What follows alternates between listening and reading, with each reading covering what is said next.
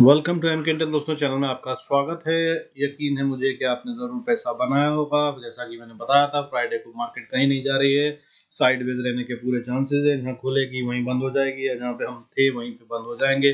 तो वही हुआ, ऑलमोस्ट सेम जगह पे बंद हो गए। 17 पॉइंट का फॉल था सिर्फ निफ्टी में, और कोई बड़ी बात नहीं थी। और उसके अलावा बैंक निफ्टी भी लगभग 100 पॉइंट नीचे बंद हुआ है, मगर कोई बड़ा गेम नहीं हुआ। हालांकि मूवमेंट जो था वो बहुत बड़ा था, यानी कि निफ्टी की अगर बात करें तो 150 पॉइंट से ज़्यादा का गेम हुआ उसमें, और बैंक निफ्टी की बात करें तो उसमें भी अच्छा खासा गेम हुआ। आगे बात करते हैं उसके बारे में। एंड अब आगे क्या करना है उसकी बात करते हैं। Before we start the video, I request to go through the disclaimers और द वीडियो को पॉज करके पढ़ें। देखिए, अब एफआईआईज और डीआईएस का डेटा देख लेते हैं। डेटा साफ बता रहा है कि मार्केट में कोई बहुत बड़ी गिरावट नहीं आ रही। कारण क्या है मैं वो आपको बता देता हूँ और समझा देता हूँ। देखिए, अभी फ्राइडे को 2250 करोड़ से ज्यादा का माल बेचा है एफआईआईज ने। उसके अगेंस्ट में डीआईआईज ने खरीद लिया 545 करोड़ का, 1500 पॉइंट्स का या 1500 करोड़ का गैप दिख रहा। हालांकि अगर आप इसको मंथली के हिसाब से देखें तो एफआईआई जो है वो अभी नेट में सिर्फ 36 करोड़ की सेलिंग में बैठे हैं, यानी कि ये 2200 करोड़ का माल बेचने के बाद भी अक्टूबर मंथ ऑलमोस्ट फ्लैट है, नॉट नेगेटिव। और अगर हम इससे पहले बात करें तो सितंबर के महीने में इन्होंने 18,000 करोड़ का माल बेचा था, और उससे पहले 22,000 करोड़ से ज्यादा का माल खरीदा था। यानी कि अगर हम नेट में बात करें तो अभी भी ये करीब 4,000 करोड़ का माल एक्स्ट्रा में रख के बैठे हुए हैं। 3 महीने पहले जब इन्होंने बहुत समय के बाद बाइंग शुरू करी है, तो उसके बाद से 4,000 करोड़ से ज्यादा का माल खरीद के रखा हुआ है, यानी कि ये भी मार्केट को गिराने के मूड में नहीं है। वहीं अगर एफआईएस की बात करें तो, और डीआईएस की बात करें तो, माफी चाहूंगा, तो डीआईएस ने 545 करोड़ का भी खरीदा है। मंथली की बात करें तो 1024 करोड़ से ज्यादा का माल खरीदा हुआ है। और अगर सितंबर की बात करें तो इन्होंने 14,119 करोड़ का माल खरीदा था। और अगर उससे पहले अगस्त की बात करें तो अगस्त में इन्होंने 7,000 करोड़ का माल बेचा था, 7,068 करोड़ का। यानी कि ये फुल ऑन बाइंग में है। अभी तक जितना इन्होंने सेल करा था अगस्त में, उससे डबल से ज्यादा ये खरीद चुके हैं। और ये बहुत समझदार लोग होते हैं भाई, मजाक की बात नहीं होती। और हजारों करोड़ की बात हो रही है, मैं और आप नहीं है ये, तो ये लोग ऐसे बाइक नहीं करते हैं। तो मार्केट को बहुत कोई गिराने का कोई प्रोग्राम है नहीं, और अगर गिरेगी तो गिराने से बचाने के लिए डीआईएस अपना पूरा जोर लगाएंगे। हालांकि अगर ईयरली डेटा की बात करें तो एफआईएस जो है वो 2,86,292 करोड़ से ज्यादा का माल जनवरी से लेकर अभी तक बेच चुके हैं, विच मीन्स 2,86,292 करोड़ से ज्यादा का माल। और अगर खरीदारी की बात करें इसके अगेंस्ट में डीआईएस ने भी अच्छी खासी बाइंग करी है। वो है 2,50,588, यानी कि 2,50,588 करोड़ से ज्यादा का माल इस साल जनवरी से लेकर अभी तक डीआईएस खरीद चुके हैं। और इसकी वजह से निफ्टी जो है वो 17,314 के पास बंद हुआ है, with the drop of 17 points, यानी कि 0.1%। यानी कि कुछ नहीं हुआ, दिखाया गया है ट्रेड में बंद होते हुए, लेकिन असल में कुछ नहीं हुआ। हालांकि गेम जो हुआ था वो बता दूं, निफ्टी में 120 पॉइंट से ज्यादा का हुआ था, क्योंकि एक टाइम था जब हमने लो मार दिया था 17,216 का, और वहां से फिर रिकवरी आई तो हम ऊपर चले गए थे 17,337 तक। इस तरह से 120 पॉइंट का गेम हुआ, जो कि क्लोजिंग के टाइम तक सिर्फ 17 पॉइंट रह गया, और ये भी शायद झटके में रह गया, वरना ये भी एक आधा शेयर कोई खरीद लेते हैं एचडीएफसी की में, छोटी सी बाइंग करते बराबर हो जाता। बट बैंक निफ्टी की अगर बात करें तो वो भी सेम पैटर्न पे था। उसको भी अगर हम देखें तो जो गेम हुआ है उसमें क्लोजिंग के हिसाब से देखा जाए तो 104 पॉइंट का डिप है, फॉल से बंद हुई है 39,178 पे, 0.27% का फॉल है। और अगर बात करूं इसमें गेम कितनी हुई तो भाई 427 पॉइंट की गेम थी, जो कि 104 पॉइंट के फॉल दिख रहा है यहाँ पे। ये आने के लिए 427 पॉइंट का गेम हुआ बैंक निफ्टी में, यानी कि हम एक टाइम पे 38,807 तक चले गए थे, यानी कि जहां हम बंद हुए हैं यहाँ से लगभग 400 पॉइंट नीचे। और ऊपर की अगर हम बात करें तो एक टाइम पे हम 39,235 पे भी थे। हालांकि खुले हम नेगेटिव में ही थे। और अगर बात करें कि जहां हम खुले थे तो वो 190 पॉइंट नीचे खुले थे बैंक निफ्टी में, और जो बंद हुए हैं वो 104 पॉइंट नीचे बंद हुए हैं, यानी कि स्ट्रेंथ बियर्स की कम और बुल्स की ज्यादा दिख रही है। अब अगर बात करें कि और क्या कह रहा है कि ये गेम जो है वो बुलिश ही है अभी, वो ये कि भाई फ्राइडे को फिर से अगर बात करें तो 1063 शेयर्स बढ़ रहे थे सेंसेक्स में। अगर हम देखें उसके अगेंस्ट में गिरने वाले शेयर थे 893, यानी कि बढ़ने वाले शेयरों की गिनती कहीं ज्यादा थी गिरने वाले शेयरों से। और अगर आप बात करें कि बाकी का क्या है जो इंडिकेटर कह रहा है कि हम स्ट्रांग हैं, तो भाई इंडिया वॉलेटिलिटी इंडेक्स की अगर हम बात करें तो 18.81 पे बंद हुआ है, जो कि 22-23 तक चला गया था पहले, और वहां से कूल ऑफ हो रहा है लगातार। और मैंने आपको बता रखा है कि 18 एक अच्छा लेवल होता है, 18 के नीचे आ जाएगा तो ये बहुत ही बढ़िया हो जाएगा, और 23 से नीचे आकर 18.81 पे 81 पे बंद होना is a very good sign, which means that volatility अब धीरे धीरे कम होगी, मार्केट साइडवेज जाएगी, उसके बाद फिर कोई बड़ा मूव आ सकता है। अगर इंडिया विक्स 18 के नीचे भी आ जाए तो बहुत बढ़िया सा मूव अपसाइड का आ सकता है। हालांकि अगर और बात करें दूसरी चीजों की कि क्या हुआ सेक्टर वाइज, तो सेक्टर वाइज अगर आप देखें तो देखिए, बढ़ने वाले सेक्टरों की बात करें या गिरने वाले सेक्टरों की, तो बराबर सा था गेम। गिरने वाले सेक्टरों में IT, FMCG, metal, pharma, banks, mid cap और ऑटो थे। हालांकि बैंक्स वो चमत्कारी चीज है जो दोनों तरफ थे, यानी कि बढ़ने वाले तरफ भी और गिरने वाले तरफ भी। सेक्टर्स की अगर बात करूं तो बैंक्स का जो पीएसयू सेक्टर था वो गिर रहा था, और प्राइवेट बैंक्स की अगर बात करूं तो वो बढ़ रहे थे। बढ़ने वाले सेक्टरों में media, infra, reality, small cap, power and private banks थे। तो देखिए फिर से बता रहा है ये कि गेम हो रहा था बैंक्स में ही, बैंक निफ्टी में ही एक तरफ का हिस्सा बढ़ रहा था और एक तरफ का हिस्सा गिर रहा था, यानी कि फिर से पब्लिक को डराकर शेयर्स निकाले गए हैं, जो नहीं खरीदे हैं इन्होंने वो खरीद रहे हैं। बढ़ने वाले शेयरों की अगर हम बात करें टॉप कंट्रीब्यूटर्स में, तो Titan, Reliance, HDFC, Larsen, Maruti, ये सब बढ़ रहे थे, थोड़ा थोड़ा बढ़े, बहुत ज्यादा नहीं बढ़े। करीब 39 पॉइंट्स का कंट्रीब्यूशन करा इन्होंने निफ्टी की वैल्यूएशन में, पॉइंट्स के हिसाब से अगर देखा जाए तो। वहीं गिराने वाले शेयर कौन से थे, वो थे TCS, Bajaj finance, SBI, HDFC bank, Mahindra and Mahindra. इन्होंने लगभग 30 पॉइंट खा लिए निफ्टी के। तो इस तरह से 9 पॉइंट प्लस में बंद हुए अगर हम बड़े वाले ब्लू चिप्स की बात करें तो। हालांकि अगर हम वैसे बात करें कि फिर 17 पॉइंट कैसे हम नीचे बंद हुए, तो सब वो गिरने वाले शेयर थे। वर्को इंजीनियरिंग, आवास फाइनेंशियल्स 3.99% गिरा, वराको इंजीनियरिंग 6.87%, उसके अलावा सन फार्मा 3.97%, और Adani total, EPL, Ramco cement, Jubilant food, Linde India, Krishna institute, CSB bank, ये सब 3% से ज्यादा गिरने वाले शेयर थे। But at the same time strength थी मार्केट में, तो वो कहाँ थी, वो भी साफ स्मॉल कैप मिड कैप में ही थी। जैसे कि रतन इंडिया एंटरप्राइजेस जो है वो 8.13% बढ़ा, फर्टिलाइजर एंड केमिकल 7.70% बढ़ा। मजगांव डॉक जिसने की अपना 52 वीक हाई फिर से तोड़ के फिर नया 52 वीक हाई बनाया है, कल लगातार 3 दिन से ये गेम कर रहा है, और 6.37% की बढ़त इसने कल फिर दिखाई है। और इसने पॉली मेडिक्योर, इसके अलावा Poly Medicure, Zomato, Mahindra CIE, Titan and Godfrey Phillips, ये भी वो शेयर है जो 5% से ज्यादा बढ़ने वाले शेयरों में थे। हालांकि महिंद्रा सीआई उनमें से एक शेयर है जो कि फिर से 52 वीक हाई बनाकर खड़ा है, इसने ही फ्राइडे को फिर से 52 वीक हाई बनाया है। और इसके अलावा अगर हम बात करें तो RITES, Cochin shipyard, Shri Renuka, Phoenix mill, Kalyan jewellers, chalet hotel, solar industry, EID Parry, Praj industry, KRBL, ये सब वो शेयर हैं जो 52 वीक हाई मारे हैं। कल फ्राइडे को उन्होंने 52 वीक हाई मारा। ये सब वो स्ट्रॉन्ग शेयर है जिन पे आप नजर रख सकते हैं।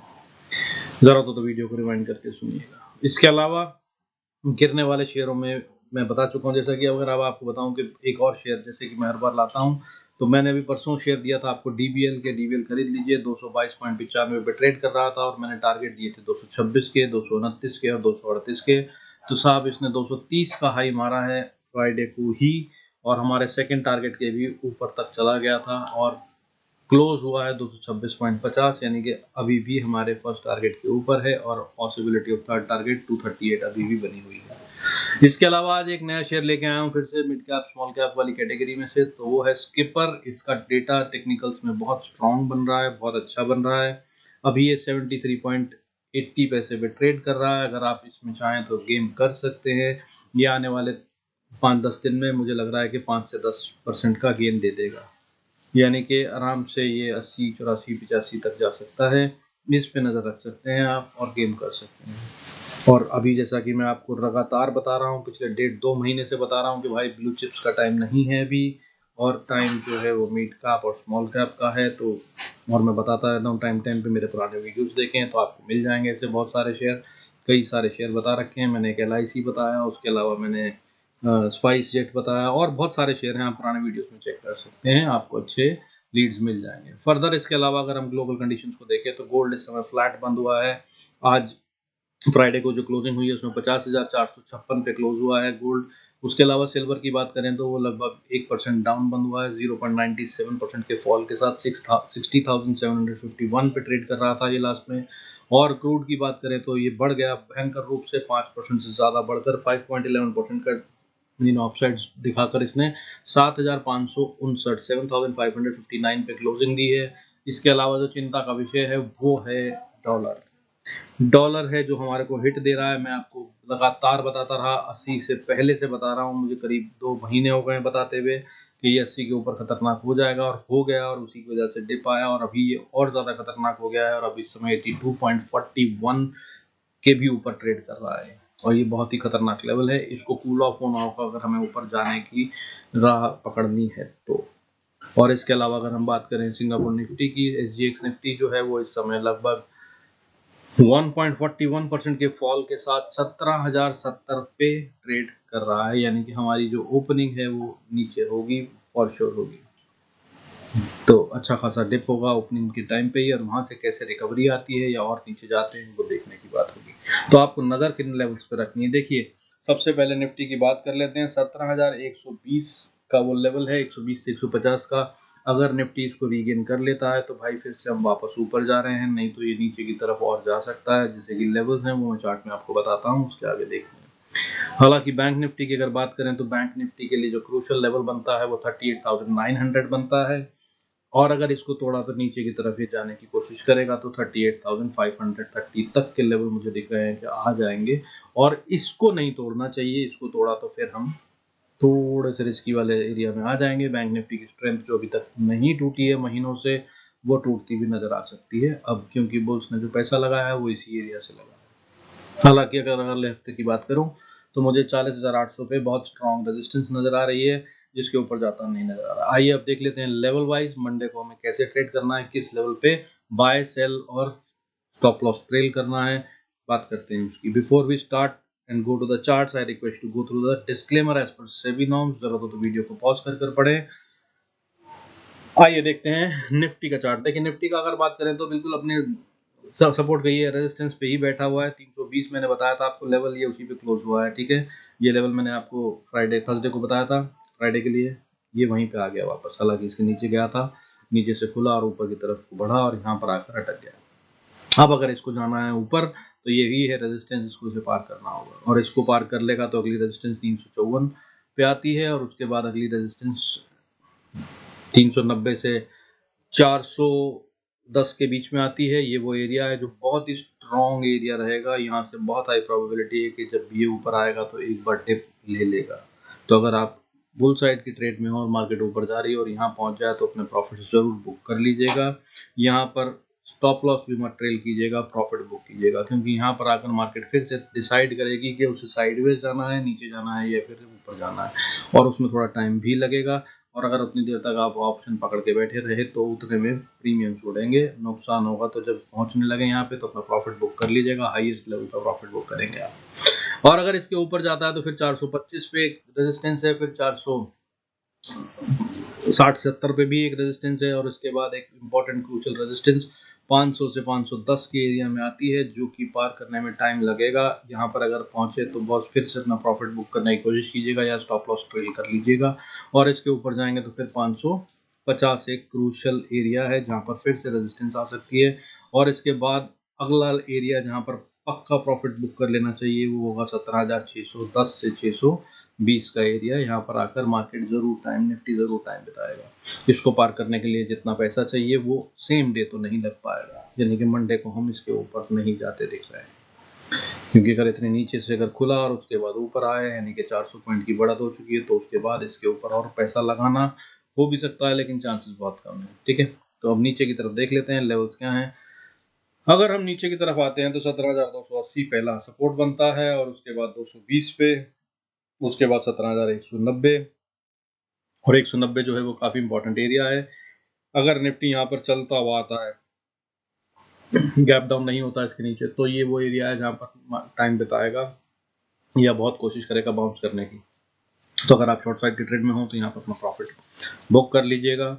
या कम से कम स्टॉप लॉस जरूर ट्रेल कर लीजिएगा। और अगर इसके नीचे जाता है तो फिर अगली सपोर्ट वैसी ही बहुत स्ट्रॉन्ग वाली सपोर्ट है ये 17,140-41। इस पर बहुत चांसेस हैं कि फिर से टाइम बिताए, यहाँ पर अपना प्रॉफिट जरूर बुक कर लीजिएगा, क्योंकि यहाँ पे टाइम बिताएगा, इसको पार करने में से टाइम लगेगा। या फिर ये सीधा ही गैप डाउन इसके नीचे हो जाए तो कह नहीं सकता हूँ, उसके बाद अगर ये गैप डाउन कर देगा तो फिर अगली सपोर्ट 17,105 पे है। और अगर 105 को तोड़ के नीचे चलता है तो फिर एक एरिया बनता है, वो है 17,060 से लेकर 17,000 का एरिया। इस एरिया में निफ्टी को टाइम बिताना ही होगा, एकदम से पार करना बड़ा मुश्किल होगा। और अगर पार करना है तो ये इतनी तेज पार करेगा कि बॉस फिर आपका 16,950 जो भी सपोर्ट है इसको भी शायद ही तोड़ दे, क्योंकि ये भी बहुत स्ट्रॉन्ग सपोर्ट है, इसको भी ये यहाँ पर रुक कर चांसेस हैं कि बाउंस बैक करे। और अगर इसको भी नहीं रिटेन करा तो फिर 16,900 पे और उसके बाद 794 794-95 पे सपोर्ट आती है, उसके बाद 710 पे सपोर्ट आती है और उसके बाद 16,600 तक के रास्ते खुल जाते हैं। हालांकि मंडे को वहां तक जाता हुआ नहीं दिख रहा है। आइए देख लेते हैं अब इसी तरह से बैंक निफ्टी के लेवल्स। बैंक निफ्टी को अगर ऊपर जाना है तो भाई पहला रेजिस्टेंस जो है इसका वो 39,200 का ही बनता है। इसको 200 से 250 के बीच का एरिया है जिसे पार करना होगा अगर ऊपर जाना है तो।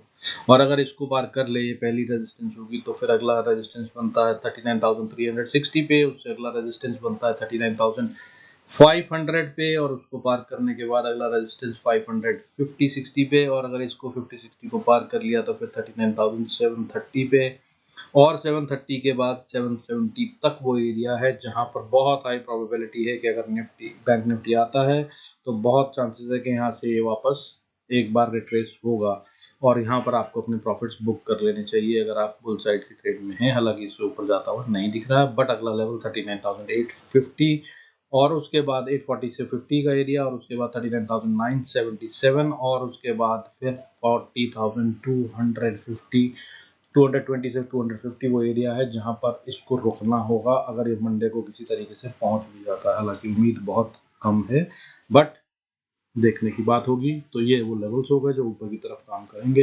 हालांकि अगर हम नीचे की बात करें तो पहली सपोर्ट जो है सीधा सीधा वो सपोर्ट बनती है 39,100 पे, लेकिन जैसा कि मैं कह रहा हूँ कि ये गैप डाउन हो जाएगा तो इसके नीचे ही खुलता नजर आ रहा है।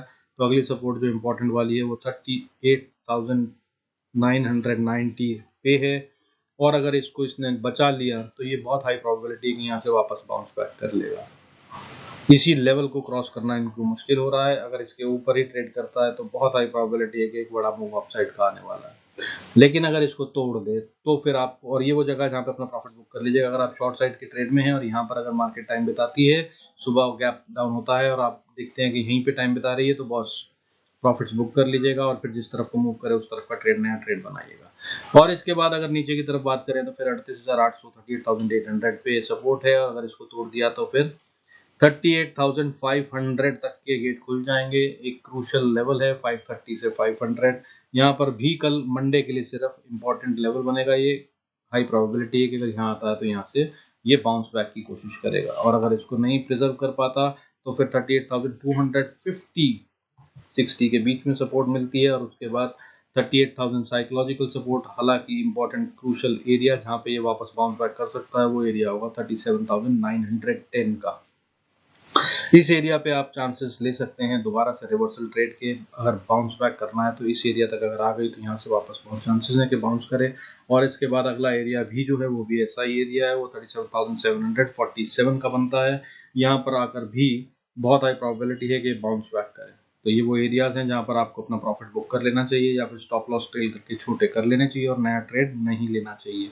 इसके नीचे अगली सपोर्ट जो है वो 37,600, फिर उसके बाद साइकोलॉजिकल में 500 वो एरिया है जहाँ पर आपको बहुत ध्यान रखना है। इस जगह पे आकर डेफिनेटली टाइम बिताएगी मार्केट और यहाँ पर नया गेम डिसाइड होगा अगर यहाँ तक आ गई तो, कि क्या बाउंस बैक करना भी है या नहीं अभी और नीचे जाने देना है। इस एरिया पर नजर रखिएगा। इसको तोड़ने के बाद फिर अगली सपोर्ट 414 पे है, फिर 37,270 पे है, और इसको तोड़ दे तो फिर 37,000 और फिर तो बड़े बड़े लेवल नीचे के खुल जाएंगे। हम उसको तो बाद में देखेंगे। 36,800 और 500 तक के लेवल की बात हो जाएगी, और वो मंडे को तो नहीं आता दिख रहा है, बट जब की बात जरूरत होगी तो हम करेंगे, ठीक है। अभी फिलहाल के लिए मंडे के लिए ये लेवल्स हो गए। Hope you are making good money out of the levels which I give you, और मेरे एनालिसिस आपके भी फायदे में है। अगर ऐसा है तो दोस्त जरूर लाइक सब्सक्राइब शेयर कीजिएगा मेरा वीडियो, अगर आपको पसंद आ रहा है तो I will be thankful. God bless us all, see you in next video, तब तक के लिए शब्बा खैर।